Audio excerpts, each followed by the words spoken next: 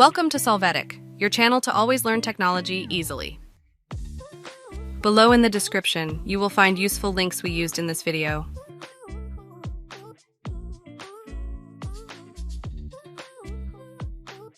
Today in Solvetic, we will see how to set or exit Google Docs full screen.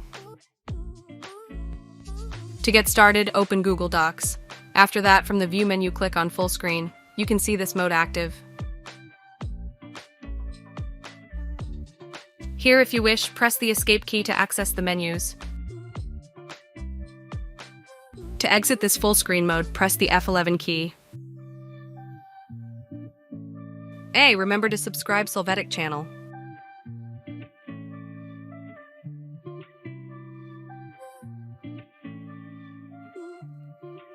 We hope it has been helpful for you. Here are links to watch more videos of your interest and subscribe to the Solvetic channel. Thank you.